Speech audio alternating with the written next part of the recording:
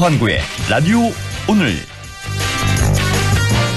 여러분 안녕하십니까, 허환구입니다. 더불어민주당 이재명 대선 후보의 공직선거법 위반 혐의 사건 파기환송심을 맡은 재판부가 오늘 15일 예정됐던 첫 공판을 대선 이후인 6월 18일로 연기했습니다. 재판부는 대통령 후보인 피고인에게 균등한 선거운동의 기회를 보장하고 재판의 공정성 논란을 없애기 위해서라고 공판 기일 이유를 명확히 밝혔습니다. 이어 파기환송심 재판부는 법원 내외부에 어떠한 영향이나 간섭을 받지 아니하고 오로지 헌법과 법률에 따라 독립하여 공정하게 재판한다는 자세를 견지해왔고 앞으로도 마찬가지라고 설명했습니다. 이재명 후보 측은 공판기일 변경 신청서를 내면서 후보자의 균등한 선거운동 기회를 보장한 헌법 제116조와 대선 후보자의 선거운동 기간 중 체포, 구속 금지를 규정한 공직선거법 제11조를 사유로 제시했는데요. 법원이 이런 요청이 일리가 있다고 판단한 것으로 보입니다. 국민의 참정권을 침해하는 일은 다시는 없어야겠습니다. 안동문화방송 라디오 오늘 광고 듣고 시작합니다.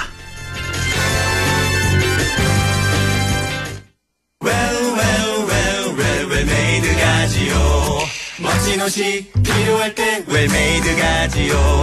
잘 만든 옷, 잘 만든 옷 언제나 우리 곁에 웰메이드 가지요. 국민의 옷집 웰메이드. 웰메이드에서 만나요. 남대구 IC까지 자동차로 15분. 대형 물류와 상류시설로 다양한 업종 입주가 가능한 영호남 물류 클러스터. 서울, 대전, 대구, 부산 찍고 광주까지. 동고령 IC 물류단지. 입주 문의 054-956-7241. 시행 주식회사 미래산업개발. 신축 브랜드 대단지를 누려보기. 10년 임대로 걱정 없이 살아보기. 다양한 주거 서비스를 모아보기. 파주 금촌 주거의 새로운 본보기. 파주 금촌 금호 어울림. 5월 오픈 예정. 031-957-8005. 금호건설 공공지원 민간임대주택. 네, 라디오 오늘 5월 7일 수요일 순서입니다. 1부 김필수의 차필 규정 함께하고요. 2부 이슈 오늘에서는 상주시에서 만화 웹툰 페스티벌이 곧 열린다는 소식이네요. 이 소식 알아봅니다. 이어서 배종찬의 리서치 오늘 함께하겠습니다. 라디오 오늘 많은 애청 바랍니다.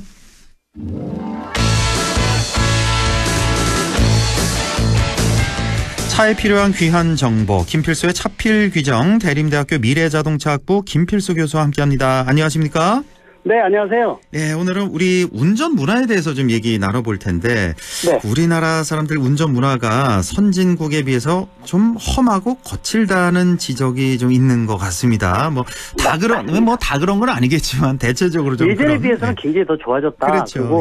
그리고 법규 준수도 그렇고 또 여유 있는 운전도 굉장히 많아졌어요. 근데 아직도 그렇죠. 근본적으로 상급 운전, 급출발, 급가속, 급정지 이 부분들이 아직은 몸에 좀 배어 있어요. 그러다 보니까 고속도로 같은 데에서도 시속 100km 달리면은 앞뒤 차의 간격 100m는 뛰어야 하지만 급감속할 때 세울 수 있는 거리거든요. 그러니까, 예. 근데 거리도 앞뒤 차의 간격 좁고 또 속도도 아직은 높은 편이어서 한번 앞에 차가 충돌 사고가 생기면은 추돌로 이어지는 여러 가지 이런 부분들을 많아지는 것도 아직도 급한 운전이 많으니까 예. 상급 운전을 하지 마세요라는 부분들도 있고 우리가 지금 개선해야 될 부분들이 좀 있고 또 방어 운전을 하더라도 실제로 사고로 이어지는 경우도 있을 정도로 아직은 좀 고쳐야 될 또 개선해야 될 또 안전 인프라나 운전 습관 여러 가지가 있다고 볼 수가 있습니다. 예, 예전에 비해서는 우리 운전 문화 많이 좋아지긴 했지만 앞으로도 개선점이 좀 남아있다. 이런 말씀이신데 사실 오늘이 이제 나흘간의 긴 연휴가 끝나고 이제 수요일인데 이번 연휴 동안 전국 도로가요 아주 차량들은 꽉 찬 것 같아요. 곳곳에서. 맞습니다. 네. 또 해외로 나간 분들도 많이 있지만은 예. 안에 국내에서 이렇게 여행하신 분들이 굉장히 많답니다, 이번에. 그러니까요. 네, 그러다 예. 보니까 날이 이 연휴가 긴데도 불구하고 중간중간 보면은 막히는 구간들이 상당히 많았던 것이 차량 가지고 이동했던 분들이 굉장히 많았던 것 같아요. 그러니까요. 네, 그래서 예. 운전할 때 겪으셨지만은 저도 이번에 연휴 때 지방에 일도 있어서 한 1000km 운전한 것 같아요. 굉장히 길게 운전했거든요. 그렇게요. 예. 예, 여러 군데를 들리는 바람에 처음으로 이렇게 길게 운전을 했는데 운전하다 보면은 이런 부분들은 개선을 해야지 또 순간순간 위험한 상황도 있고요. 뭐 기본적인 거는 뭐 졸음운전에 대한 것들은 아무리 강조해도 지나치지 않고요. 네. 그다음에 뭐 아시겠지만은 뒷좌석 그 안전띠에 대한 것들도 가족 동반해서 이렇게 이 여행 휴가 간 분들도 많이 있었거든요. 그러니까요. 예. 뒷좌석 안전띠 뭐 2분 중에 1분이 아직도 안 맵니다. 예, 그 정도입니까? 예, 굉장히 많아요. 요새 또 느슨해지다 보니까 뒷좌석 안 매는 분들 굉장히 많은데 뭐 법적으로도 아시겠지만은 그 단속이 중요한 게 아니라 안전을 위해서라도 그럼요. 차가 움직이면은 무작정 뒷좌석도 매이되거든요. 예. 앞좌석은 뭐 대부분 다 열이면 10분 다 매는 걸로 이제 안착이 됐어요. 근데 뒷좌석은 아직도 안 매는 분 많고 또 택시 타실 때도 꼭 손님들도 꼭 매셔야 되거든요. 예. 그래서 그런 것들도 뭐 안전운전의 가장 기본적인 준비 자세가 아닌가라고 분명히 말씀드릴 수가 있죠. 지금 우리 교통법규가 고속도로에서는 전좌석 다 안전벨트 매야 되는 거고 혹시 시내 운전할 때 다 매야 시내 되겠 운전할 때 뒷좌석도 다 매야 되는 거죠? 매야 됩니다. 차가 이동할 때는 무작정 매게끔 되어 있습니다. 무조건 다 매야 되는 거죠. 어딜 그렇죠. 운전하든. 어디를 가건 저속이건 고속인 간에 차를 이동하기 전에는 안전띠는 무조건 먼저 맨다. 의무화돼 있고요. 예, 그래서 특히 이제 운전할 때 그런 부분들도 굉장히 중요하지 않나 이렇게 보는데 보통 이렇게 장거리 운전할 때 도심지 같은 데도 많이 통과하지 않습니까? 예. 도심지에서도 뭐 사거리 같은 경우가 사고가 은근히 많아요. 왜냐면은 횡단보도 정지선도 지켜야 되고 사거리 우회전도 그렇고 가장 중요한 것이 또 한 가지가 예측 출발하는 운전자분들 아직 많이 있거든요. 아, 일찍. 예측 출발이라는 게 노란색 바뀌었을 때 가속 페달 밟고 나가는 건데 가장 많은 대상이 사실 버스예요. 버스가. 이 버스 타보시면 아시겠지만은 노란불 아직 색이 완전히 안 바뀌었는데 먼저 출발을 하시거든요. 왜냐하면은 이 급가속에 차가 무거우니까 속도가 나지는 않다 보니까 먼저 나와요. 그러다 보니까 먼저 앞 신호에서 끝에 밟아서 신호가 바뀌기 전에 통과해가지고 밟는 운전자분들이 있거든요. 네. 그거하고 예측 출발하고 조화되니까 사거리에서 충돌 추돌 사고가 많습니다. 그러니까요. 예. 예, 그래서 꼭 신호등이 바뀐 다음에 한 0.5초 약간 늦게 출발하는 것이 한 템포 느리면서도 안전운전에 가장 중요하고 사거리 운전에서는 더더욱 중요하지 않나 분명히 말씀드릴 수가 있어요. 뭐 몇 초 안 되니까요. 뭐 한 3초 맞습니다. 정도 뭐 늦게 출발한다고 해서. 그런다고 일찍 간다고 중요한 것도 아니고요. 그럼요. 예. 그래서 신호등을 지키는 것에 대해서는 철두철미해야 되고요. 약속이기 때문에 그리고 약간 0.5초 1초 느리더라도 뒤에서 빵거리는 분이 있는데 그러지 마셔도 제발 훨씬 더 이게 안전에 도움을 줄 수 있어요. 그러지 좀 않았으면 좋겠고요. 특히나 또 초보 운전자들 같은 경우는 뒷차를 신경을 써서 뒤에 만약에 차를 따라오는 차가 없으면 천천히 갈 텐데 뒷차를 의식해서 일부러 더 좀 빨리 가고 그런 경우도 좀 있는 것 같더라고요. 많이 있어요. 이거는 꼭 초보가 아니더라도요. 보통 이제 이 국도 같은 데 달릴 때 뒤에 쭉 따라서 내가 맨 앞이면은 베테랑 운전자도 부담이 되거든요. 그래서 뒤에 따라오고 내가 느린가 이렇게 생각하시면은요. 그렇게 하셔도 돼요. 저도 이제 간혹 쓰는 방법 여유 있게 이렇게 구경하면서 가고 싶은데 서서히 너무 이제 느리다고 뒤에서 빵빵거리고 그런 차들이 있거든요. 그래서 한쪽으로 세워놓으면 쭉 빠져나가고 뒤에 따라가요. 서서히. 그렇게 낫죠. 해주게 되면 마음의 여유도 생기는데 뒤에다 차를 두고 다니면은 굉장히 부담을 느껴요. 특히 야간에 앞에 예를 들어서 그 라이트도 없는 상태여서 특히 이제 비까지 오게 되면은 반사돼서 더 안 보이지 않습니까? 그럼요. 또 가로등도 없고 이런 상태에서는 더 사고의 가능성이 있으니까 급하게 운전하지 마시고 그 차들 다 보낸 다음에 늦게 출발하는 것도 하나의 요령이고요. 또 장거리 운전할 때 아마 느끼셨을 거예요. 저도 그렇지만은 이 차선이 차를 변경하거나 아니면 차선이 합쳐질 때 결국 끼어들 수밖에 없지 않습니까? 그러니까요. 근데 끼어들 때 나도 모르게 또 상대방도 모르고 차로 변경을 하다가 깜짝 놀라는 경우 있잖아요. 브레이크 잡거나. 뭐 아마 다들 겪으셨을 텐데 그때는 무작정 비상등 몇 번 커서 미안하다는 표시를 해주면 좋을 것 같아요. 미안하다는 표시. 이거 좀 자주 사용해 주는 게 좋을 것 같습니다. 그럼요. 그리고 이 한 번에 깜빡거릴 때 끄지 마시고 너무 얄밉잖아요. 그렇게 하지 마시고 한 4-5번 정도 충분히 깜빡거리고 해주게 되면은 보복이나 난폭 운전 90% 없을 쓰고 있어요.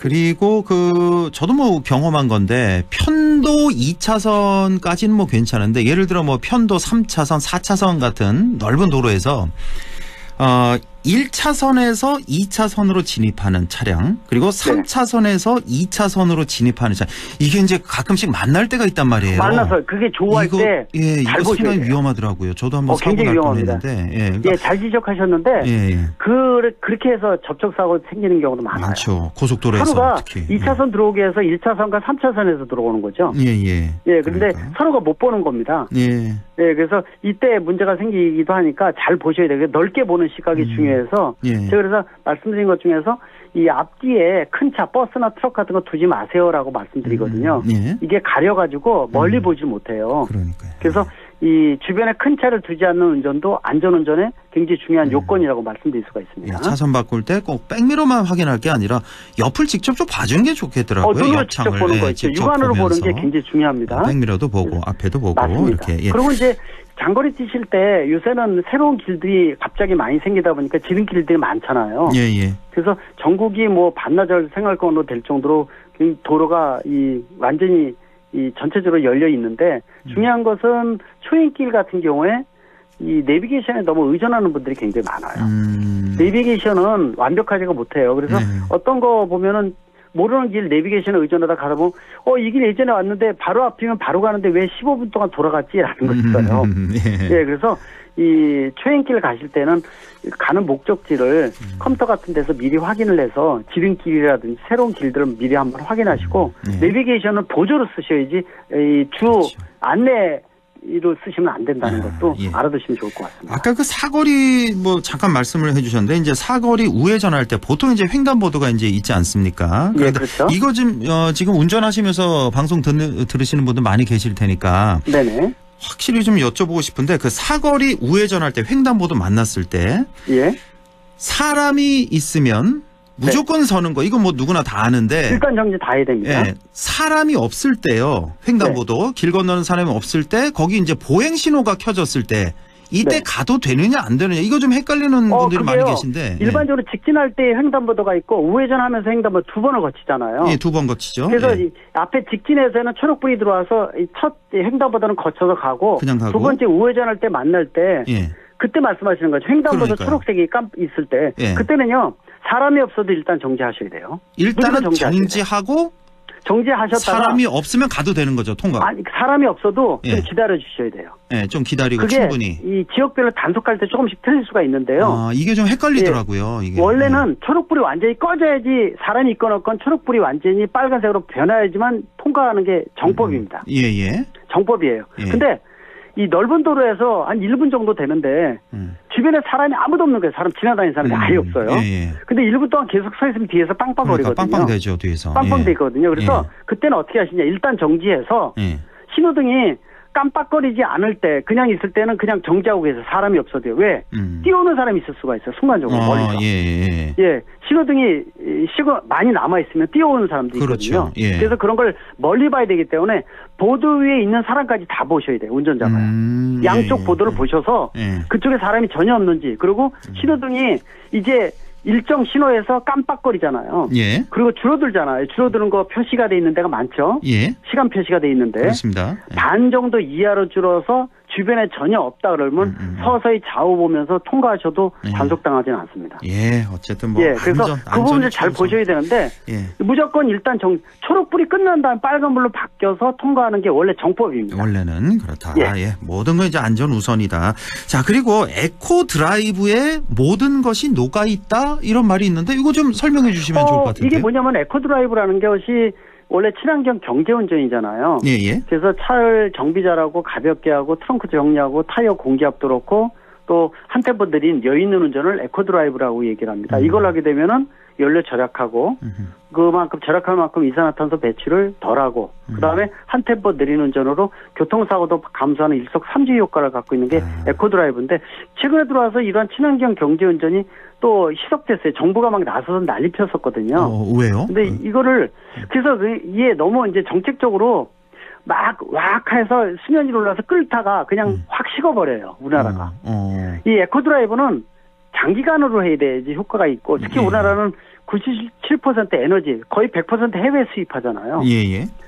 그렇게 해외 수입하는데도 큰 차를 좋아하고 큰 차가 안전하다는 잘못된 인식도 가지고 있어요. 예. 그러다 보니까 작은 차가 좋지 않겠습니까? 뭐 주차도 그렇고 그렇죠. 연비도 그렇고. 예. 그래서 그런 잘못된 부분들이 있는데 에코드라이브도 2008년에 도입을 해서 진행을 하다가 처음에는 국토교통부하고 환경부가 니 거 내 거하고 싸우면서 막 홍보를 했었어요. 그러다가 1, 2년 하다가 식어버렸어요. 그래요. 지금 에코드라이브 친환경 경제운전에 대한 것들을 잘 모르는데 이거 계속 살려서 해야 되거든요. 예. 아까 말씀드린 우리 교통사고도 많고 상급운전이 있고 또 에너지 거의 100% 해외 수입하는데 말씀드린 대로 친환경 경제운전이 한 템포 느린 여유 있는 운전인데 얼마나 좋습니까? 그럼요. 예. 최고의 방법이거든요. 그래서 지속적으로 정부가 해주고 인센티브도 주고 이런 부분에 대해서는 우리가 연료 절약 방법에 대한 것들도 특히 내연기관차 아직도 2,600만 대 중에서 2,000만 대지 않습니까? 예. 그래서 이걸 통해서 이산화탄소 저감, 연료 절약 또 교통사고 아직도 2,700명이 1년에 사망하는데 이거 1,000명 단위로 줄여야 되거든요, 우리가. 그럼요. 예, 그래서 그런 노력이 필요해서 이 친환경 경제운전이 에코드라이브 몸에 실천하는 거. 그래서 뭐 큰 거 필요 없어요. 한 템포 느린 운전 하시고 트렁크 비워서 쓸데없는 물건 내리고 타이어 공기압 채우고 정기적으로 정비해서 차량 문제가 없게끔 만들고 이런 것들이 다 에코드라이브 실천 항목 중에 한 가지입니다. 그리고 아까 말씀하신 3급 운전 안 하기 이것도 또 아주 핵심이 될 것 같고. 이것도 뭐 굉장히 중요하고 또 퓨얼컷이라고 연료 차단 기능 쓰는 방법도 있는데 요거는 노하우가 쌓이게 되면은 연료 절약을 30에서 50%까지 줄일 수가 있거든요. 알겠습니다. 그런 방법을 초기에는 정부가 나서 막 하다가 지금은 벌써 안 한 지 벌써 7, 8년 넘었어요. 그렇군요. 그러니까 이런 것들도 좀 필요하지 않나 말씀드릴 수가 있습니다. 알겠습니다. 대림대학교 미래자동차학부 김필수 교수와 함께했습니다. 고맙습니다. 네, 감사합니다. 네, 라디오 오늘 2부에서 뵙겠습니다.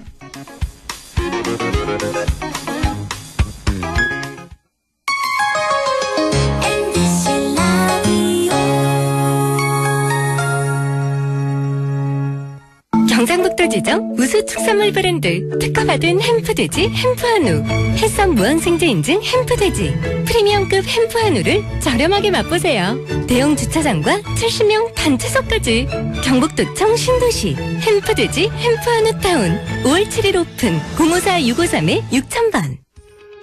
오늘도 안전하게 음주운전 예방수칙 알려드립니다.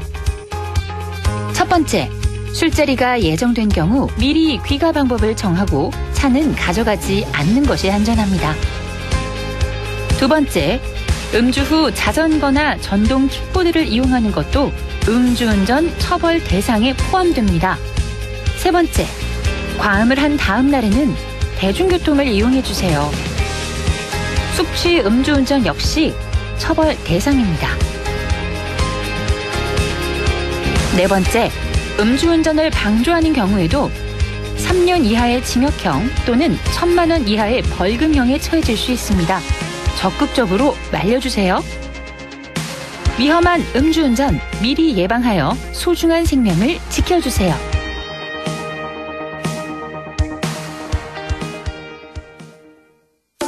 나는 가족 부자입니다. 얼마나 부자냐면요. 우리 집에 와서 나를 챙겨주는 돌보미 이모도 있고요. 아빠가 육아휴직할 때 회사를 지켜주는 삼촌들도 있어요. 때마다 예방주사 놔주는 간호사 오빠. 첫 만남 이용권으로 내 동생도 챙겨주는 공무원 언니까지. 우리 가족 진짜 많죠? 여러분도 올해는 꼭 가족 부자 되세요. 다 같이 키우고 다 같이 행복하게. 공익광고협의회.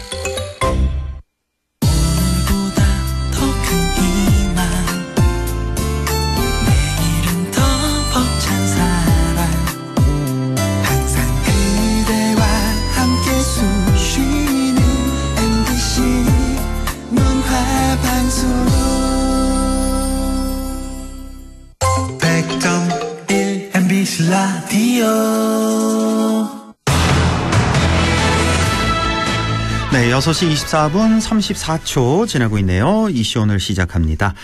다음 주 주말입니다. 상주에서 만화 웹툰 페스티벌이 펼쳐집니다. 올해로 2회째인데요. 2025 상주 만화 웹툰 페스티벌, 상주시 평생학습원 장하실 주무관을 연결해서 자세히 알아보겠습니다. 장하실 주무관님 안녕하십니까? 네, 안녕하세요. 장하실입니다. 네, 수고 많으십니다. 그리고 축하드립니다. 주무관님. 제가 조금 전에 라디오 뉴스 하는데 장하실 주무관님 뉴스가 나오더라고요. 그래서 그 상주시에서 최우수 공무원상을 수상하셨다고요. 네. 저희 시민 여러분께서도 너무 예쁘게 봐주셨고, 그 덕분에 좀 우수한 성과를 낼 수 있었던 것 같아요. 그 덕분에 저도 좋은 상을 수상할 수 있게 되어가지고, 좀 여러분께 이렇게 모두 감사드리는 좋은 상을 받았죠. 예, 축하드립니다. 상주시립도서관 누적 방문객 15만 명 달성에도 또 기여하신, 그래서 이제 이번 최우수 공무원상을 수상하신 장하실 주무관이 되겠습니다. 자, 이제 본론 들어가겠습니다. 이제 올해로 2회째죠. 상주 만화 웹툰 페스티벌이 열리게 되는데 우선 간단히 축제 개요하고 준비 상황 좀 소개해 주시죠. 네. 올해 2회째를 맞이하는 이번 2025 상주 만화 웹툰 페스티벌은 오는 5월 17일 토요일부터 18일 일요일까지 진행됩니다. 상주시립도서관과 저희 상주시민공원 일원에서 진행되고요. 전국 각지의 만화와 웹툰에 관심 있는 주부생들을 대상으로 한 제2회 천하제일웹툰왕전 본선대회와 함께 작가와의 만남, 라이브 드로잉, 야외 만화 도서관과 만화 영화관, 드로잉 기기 체험, 코스프레 팀 포토존 운영, 오케스트라 공연 등 다채롭고 재미있는 프로그램들이 진행될 예정입니다. 그렇군요. 다음 주 토요일, 일요일 17, 18일 양일간 열립니다. 작년에 이제 처음 개최됐는데 아주 작년에 성황 내에 잘 마무리됐다고 들었습니다. 상주에서 이런 웹툰 페스티벌을 기획하게 된 뭐 배경이나 지역적 의미는 어떻게 될까요? 먼저 저희 상주시립도서관의 건립 배경과 연관이 있을 것 같은데요. 현재 만화의 위상은 어린이들의 만화로 치부되었던 과거와는 달리 드라마, 영화 등의 다양한 분야와 접목되면서 K-한류 콘텐츠 산업의 핵심 요소로 주목받고 있습니다. 이런 시대의 흐름을 반영하여 저희 시립도서관과 생활문화센터가 함께 있는 복합문화공간의 만화도서관과 웹툰 창작실을 조성해서 단순히 책만 있는 공간이 아니라 다양한 문화활동을 향유하는 커뮤니티 공간으로 만들고자 저희 도서관과 만화 웹툰을 소재로 하여 접목시켰는데요. 이번 만화 웹툰 페스티벌 또한 남녀노소 모두가 즐길 수 있는 다양한 컨텐츠로 전국 각지의 만화와 웹툰을 사랑하는 관광객의 방문을 유도하고요. 그를 통해 상주시 홍보와 지역 경제에도 도움이 되고자 기획되었습니다. 그렇군요. 요즘 보면은 웬만한 드라마나 영화 같은 거는 다 뭐 웹툰을 소재로 한다면서요? 네, 그렇죠. 맞습니다. 그 정도로 사랑을 많이 받고 있는데 제가 잘 몰라서 그러는데요. 만화하고 웹툰이 뭐 어떤 차이점이 있는 건지 좀 여쭤봐도 돼요? 크게 나누지는 않으셔도 될 것 같습니다. 그래요? 비슷한 거죠? 그러니까 만화나 웹툰이. 비슷합니다. 자, 특히 관심을 모으는 행사가 이제 제2회 천하제일 웹툰 왕전인데요. 이번 대회 예선 주제가 바로 자전거였습니다. 또 상주하면 또 자전거 도시 아니겠습니까? 네, 맞습니다. 그게 이유가 될까요? 예, 맞습니다. 저희 상주시를 대표하는 여러 키워드 중 하나가 바로 자전거인데요. 상주시는 오래전부터 대표적인 자전거의 도시로서 한 가구당 2대꼴로 자전거를 보유할 정도로 남녀노소 누구나 자전거를 즐겨 탔습니다. 게다가 2002년 전국 최초의 상주 자전거 박물관을 개관하면서 많은 방문객이 자전거의 역사와 체험을 위해 찾고 계십니다. 저도 몇 번 가봤어요. 여기 박물관. 그러십니까? 네, 이렇듯 누구나 자전거에 대한 추억과 사연들이 하나씩은 있으실 거예요. 네. 이를 바탕으로 학생들의 새롭고 창의적인 아이디어와 재미있는 표현 방식이 깃든 작품을 기대하며 이번 예선 주제를 자전거로 선정하였습니다. 그렇군요. 지난해 대회에서는 전국에서 52개 팀 중에 이제 24개 팀이 이제 본선에 진출했다고 들었는데 올해는 그럼 몇 팀 정도 참가 예상하시는지 또 현재 참가 접수 현황은 어떻게 됩니까? 네. 올해로 2회를 맞이한 이번 대회에는 지난 3월 17일부터 4월 18일까지 예선 공모전을 진행했는데요. 총 78개 팀, 78개 팀과 136명의 학생들이 전국 각지에서 지원해 주셨고요. 지난해보다 많이 늘었네요. 예, 팀이. 맞습니다. 예. 멀리에서는 제주도에서도 네, 아유. 저희 쪽에 참여를 해주셔서 굉장히 감사함을 느끼고 있습니다. 그렇군요. 예. 네. 예. 그래서 뭐 전문가 심사를 거쳐서 그럼 본선에는 몇 개 팀이 올라가는 거예요? 본선에는 저희 전문가 심사를 거쳐 본선 24개 팀이 진출할 예정인데 올해는 특별한 제도가 생겼어요. 7명의 심사위원들에게 일명 슈퍼패스로 그 권한이 주어졌고요. 요거는 예선에서 떨어지기는 너무 아쉬운 작품 7개를 추가 선발해서 총 24개 팀과 함께 31개 팀이 이번 본선 대회에 진출하게 되었습니다.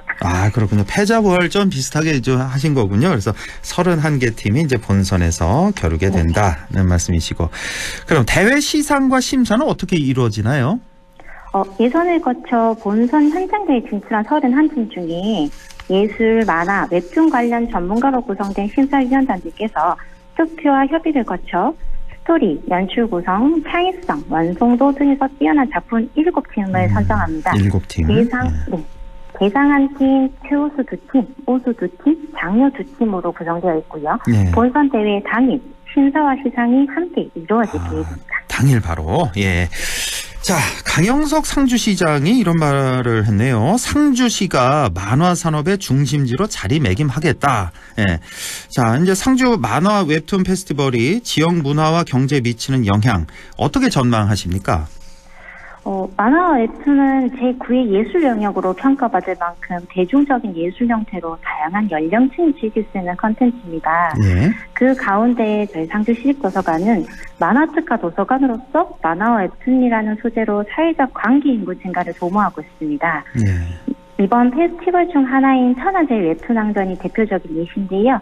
당일 주제를 발표하는 현장대 참가 방식으로 진행해서 전국의 학생들이 상주를 방문하게끔 유도하여 상주를 웹툰 도시로 전국에 알리는 것을 목표로 하고 있습니다. 아울러 운영 중인 웹툰 창작 체험 교실은 인근 시에 수강자가 있을 정도로 점차 알려지며 큰 관심과 인기를 얻고 있고요.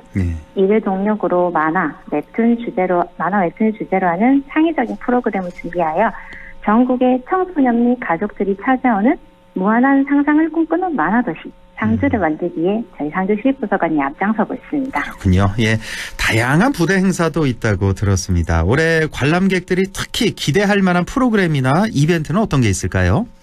먼저 웹툰 외모지상 주로 유명한 박태준 작가님과 또 치마 정신줄의 신태훈 작가님과의 만남이 있고요. 지금 우리 학교는 웹툰의 주동근 작가님의 라이브 드로잉이 예정되어 있으며 또 프라임 필하모니 오케스트라의 지브리 콘서트가 도서관과 공원을 배경으로 한 자연 속에서 멋진 공연을 준비하고 있습니다. 그 외에도 웹툰 드로잉 기기 체험, 코스프레 팀과 함께하는 포토존, 야외 만화 영화관과 공원에서 즐기는 야외 만화 도서관 등이 준비되어 있습니다. 네, 아주 유명한 웹툰 작가들도 많이 오시는군요. 네. 그렇죠. 예. 지금 우리 학교는 이거 영화로 나온 거 그거 아닙니까? 안동에서 그 성의여고인가요? 그 배경으로 해서 찍었던 영화. 그 기억이 나는데. 네, 맞습니다. 예, 그 외모지상주의, 녹치마 정신줄 이것도 아주 유명한 웹툰이죠. 네, 맞습니다. 자, 이제 끝으로 2025 상주 만화 웹툰 페스티벌에 관심 있는 분들께 한 말씀 부탁드립니다. 네. 이번 2025 상주 만화 웹툰 페스티벌은 관련된 대회 중에서도 드물게 현장 대회 방식으로 진행되는 대회입니다. 전국에서 모인 학생들의 열정을 직접 보실 수 있는 기회가 될 것 같고요. 인기 웹툰 작가들과의 특별한 만남과 직접 보고 쓰고 느껴보는 각종 체험 및 자연 속에서 즐기는 야외 만화 도서관을 통해 힐링의 시간을 보내실 수 있을 겁니다.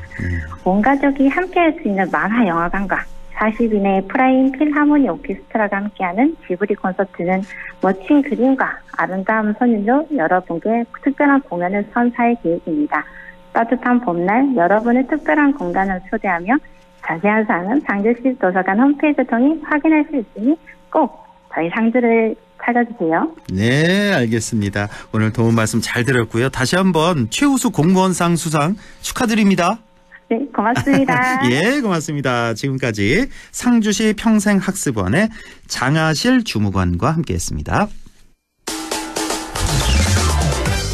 라디오 오늘에서는 청취자 여러분의 참여를 기다리고 있습니다.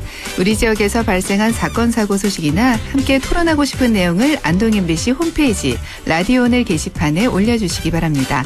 전화와 문자 참여도 하실 수 있습니다. 전화는 851국에 7191번, 문자는 샵 0913번으로 보내주시면 됩니다. 문자는 단문 50원, 장문 100원의 정보 이용료가 있습니다. 여러분의 많은 참여 바랍니다.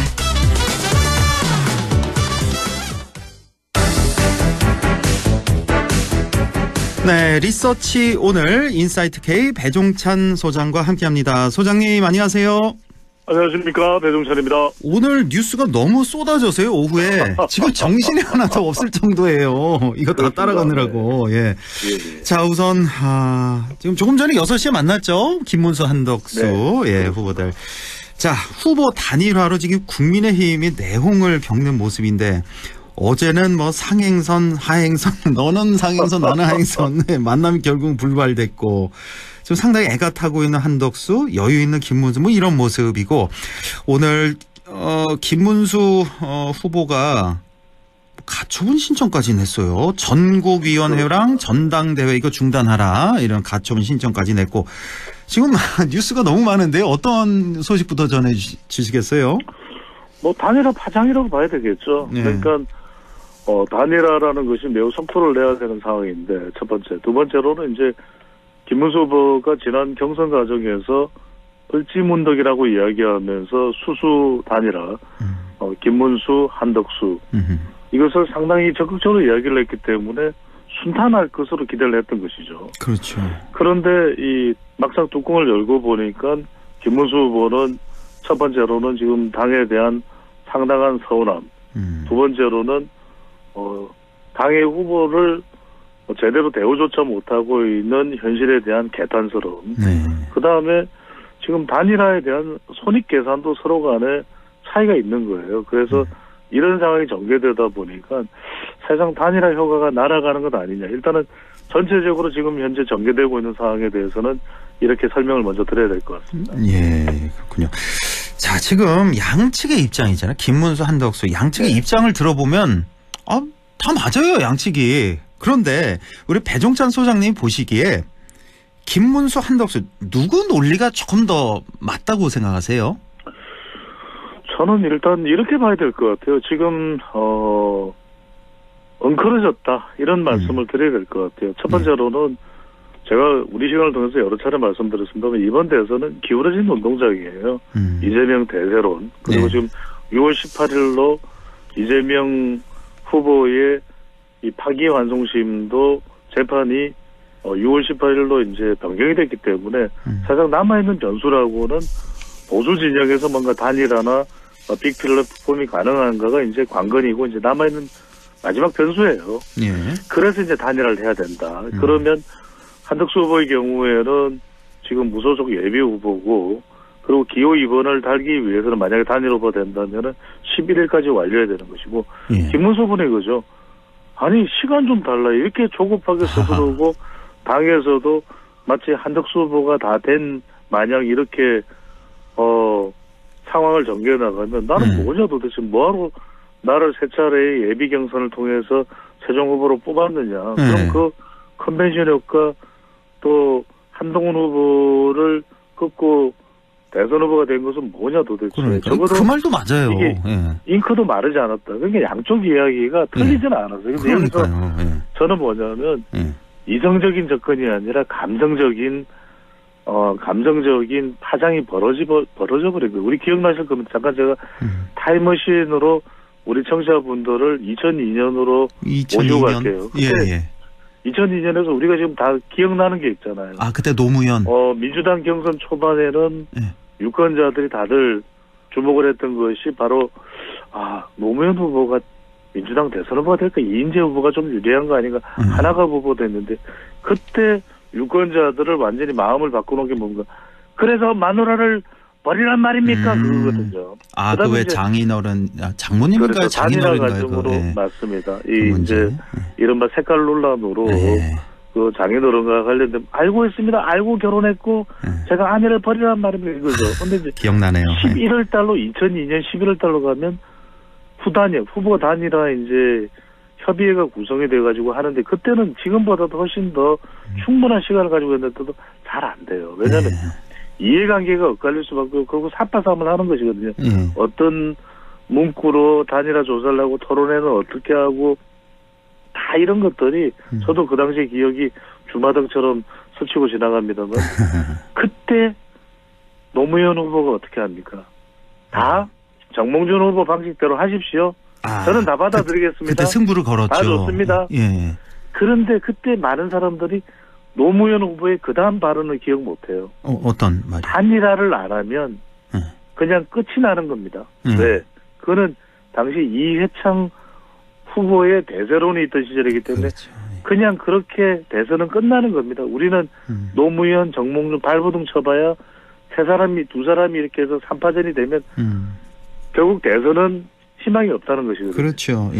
지금 바로 그 부분이에요. 예. 그러니까 지금 마지막 배수진 협상 6시에 들어간 겁니다. 그러니까 이제 김문수 후보는 전국대회, 전당대회 가처분 신청을 해서 나 이거 그런 전당대회 또 전국대회 열어서 한덕수 또 이제 후보자 바꿔 생각하지 마 이렇게 하고 이제 가처분 신청을 한 거고 한덕수 후보는 25일 투표용지 찍기 전에 단일화 나는 그거 못 받아들이고 그런 신랑이라든지 밀당 못한다. 11일까지 단일화 못할 것 같으면 나 등록 안 할 거다. 그러니까요. 황구 앵커께서도 보시기에 우리 청취자분들을 보시기에 안동입니다. 이번 대선은요 보수는 쫓아가야 되는 상황에서 단일화 못하고 이렇게 파장이 벌어지잖아요. 지금 홍준표 전 후보까지 전 대구시장까지 직격을 하는 상황이거든요. 맞습니다. 이러면 대선 없어요. 누구의 책이 일본은 없다는 책이 있는 것처럼 대선은 없다. 이번 5월 말 6월 초에 나올 책의 제목은 보수는 없다예요. 그러니까 투표로 안 가게 됩니다. 이렇게 되면. 그렇죠. 가장 중요한 보수의 텃밭은 그래도 TK거든요. 남아있는 지역에서. 그러면 이걸 바라보고 있는 TK에서는 아이고 나 이제 투표 안 할란다. 다 만사 짜증나고 보수 치아보라 이렇게 되는 거거든요. 이런 상황이 벌어지면 안 됩니다. 그래서 모르겠습니다. 이제 우리 방송이 지금 긴박하게 인터뷰를 하고 있는 이 상황에서도 두 사람이 이 배석자 없이 만나서 한다고 하는데 과연 8시가 됐든 8시 반이가 됐든 두 사람이 내놓을 공동 합의문이 있는 건지 아니면 그냥 서로의 이 단일화라는 걸 다 깨버리고 그냥 갈 때까지 가보자는 식이 돼버리는 식이 되는 건지는 이제 곧 1시간여 뒤면은 알 수 있을 것으로 보입니다. 그러니까요. 예, 지금 이 방송 들으시는 국민의힘 지지자분들 참 많으신데 너무나 속상하실 것 같고 아까 그 11일을 강조를 하셨단 말이에요. 그렇죠. 이게 상당히 중요한 날짜. 그러니까 대선 후보 등록 마감일인데 이게 중요한 이유가 바로 기호 2번이라는 거 그리고 선거 자금 문제가 여기 이제 달린 거 아니겠습니까? 한덕수 후보에게는. 예. 제가 말씀드릴게요. 그러니까 이제 누구로 단일화가 될지는 몰라요. 지금 나오는 제가 뭐 수치는 말씀 안 드립니다만 어떤 지표로는 두 사람의 경쟁력이 비슷하다. 어떤 지표로는 뭐 누가 더 앞선다, 뒤지고 있다. 하지만 결과적으로 뚜껑은 열어봐야 되는 것이거든요. 단일화 조사를 실시해봐야 되는 건데 문제는 이제 11일이 중요한 이유는 11일까지 안 하면 일단 그래 밀당을 해. 그러면 빅 플랫폼조차도 대기합니다. 왜냐하면 그 다음 이 참여 순서를 기다리고 있는 이낙연 전 총리, 그 다음에 뭐 가능성이 있을지 없을지는 모르겠습니다. 이준석 후보 이런 사람들이 앞에 초반에 이렇게 단일화가 갈등과 충동으로 점철되면 참여를 안 해요. 그럼 두 번째는 뭐냐면 방금 전에 허앵커께서 말씀하셨던 대로 김문수 후보로 단일화가 되면은 그냥 지속되면 되는 건데 11일 후보자 등록을 하고 한덕수 후보로 만약에 단일화를 거쳐서 후보가 된다면 국민의힘 후보가 된다면 입당을 해서 그러면 기호 문제가 이게 이 11일을 넘기게 되면은 무소속으로 그대로 한덕수 후보가 남게 되면 나중에 한덕수 후보로 설사 단일화가 돼도 기호 2번이 안 됩니다. 11일 넘기면 한덕수에게는 기호 2번은 없다. 이거잖아요. 예. 그러면은 9번이 되고 10번 되고 사람들이 이게 어딨노 후보가 어딨노 이렇게 찾다가 투표소에서 못 찾아요. 그런 일이 벌어집니다. 이게 기호가요. 기호순이 그렇게 되는 거죠. 그 다수당부터 해서 의원 숫자 그렇죠, 많은 숫자대로 쭉 나오고 그다음에 무소속이 나오는데 무소속은 또 가나다라 순으로 나온다면서요. 이름 가나다 순으로. 그러니까 한덕수 한덕수니까 히읗이니까 제일 뒤니까 10번이 넘어갈 수도 있어요. 이렇게 되면. 그렇죠. 그러니까 그렇게 되면 이게 사람들이 결국 관성적으로 찾던 칸에 후보가 없으면은 이게 또 이게 사표가 되고 그럼요. 무효표가 되는 경우가 발생을 합니다. 세 번째는 뭐냐면 이제 김문수 후보 쪽에서는 아니 계속 버티면 김문수 후보 쪽에서 내놓는 것이 지금 단일화가 너무 조급하다. 그래서 첫 번째 나는 국민의힘 후보니까 국민의힘 후보로 당당하게 등록하겠다.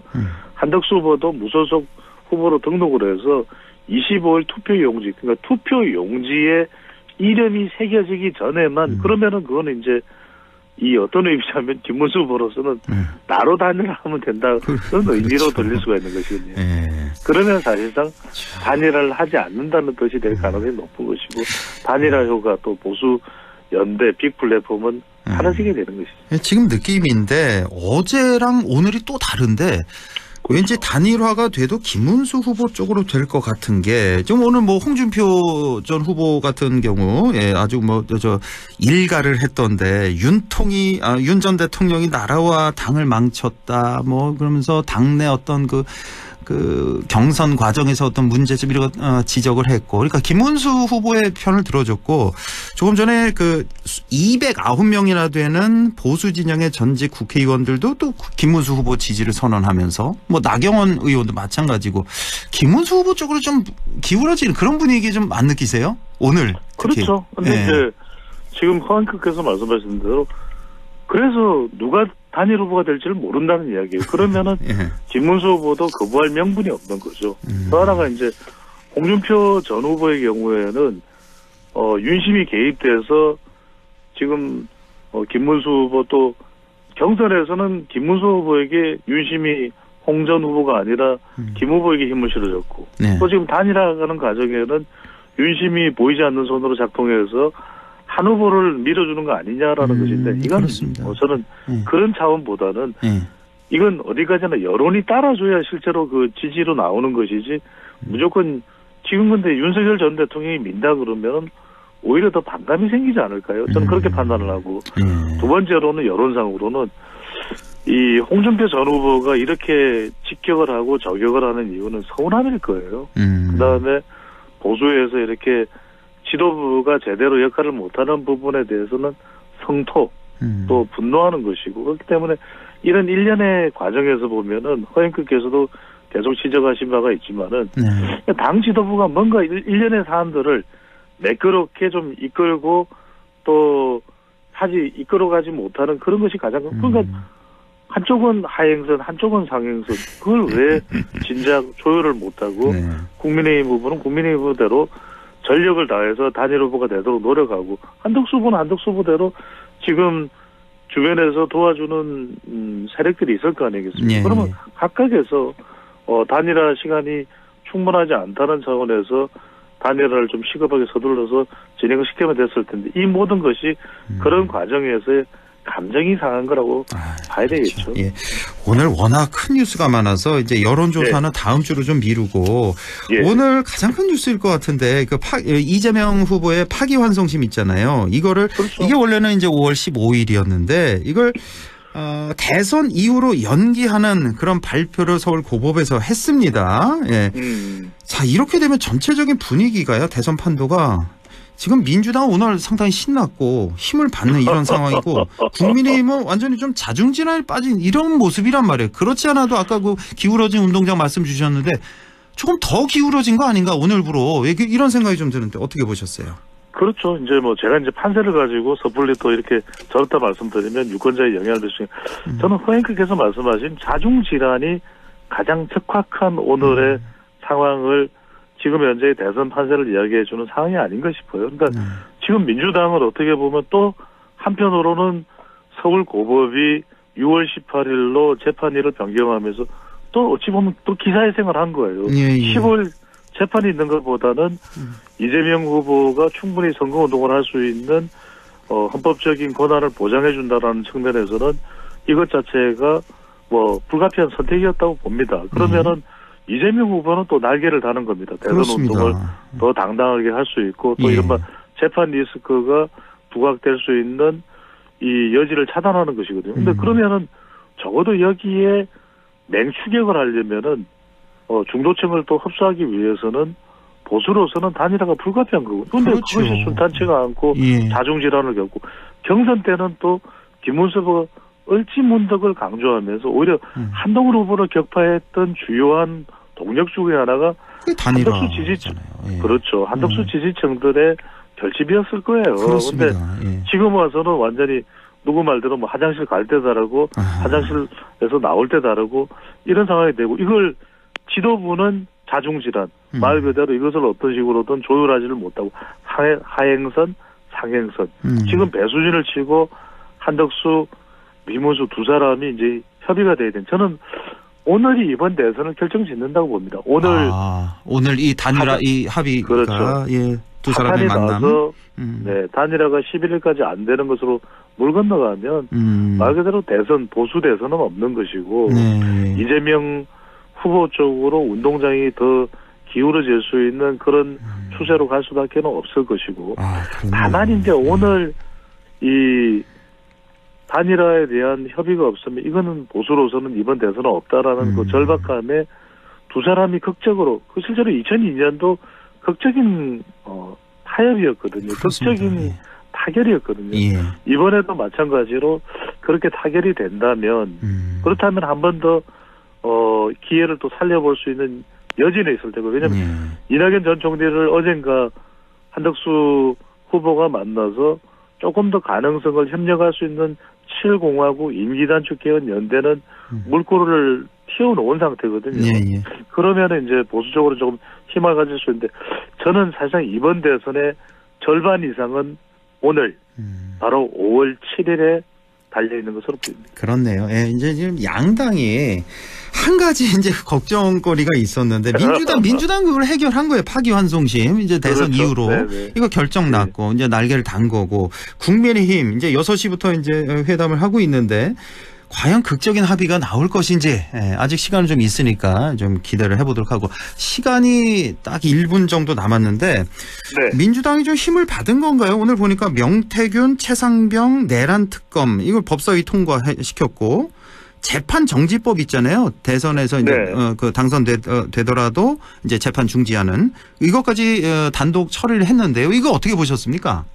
그렇죠. 일단은 이것도 압박이 되겠죠. 저는 이제 두 가지로 보는 건 뭐냐면 하나는 이제 이주호 권한대행은 거부권 행사할 가능성이 높을 것 같아요. 그래서 국회로 제의가 되면은 이 부분이 이제 또 통과될 가능성이 높지는 않다고 봅니다. 그런데 여기서 중요한 것은 이렇게 다시 명태균 또 최상병, 최혜병 또 내란 이 형사소송부 관련해서 이렇게 재판이 중지된다는 걸 통해 이건 압박이 되는 거죠. 말 그대로 중도층이 추가적으로 이탈하지 않는 것 또는 중도층에게 그대로 영향을 줄 수 있는 부분에 또 여지는 또 의미는 메시지는 담겨 있는 것입니다. 그런데 이번 오늘 이 통과시킨 이 법안들이요. 지금 바로 본회의 통과시키는 게 아니라 놔뒀다가 그 대선 이후에 그 통과시키지 않겠습니까? 거부권이 있기 때문에.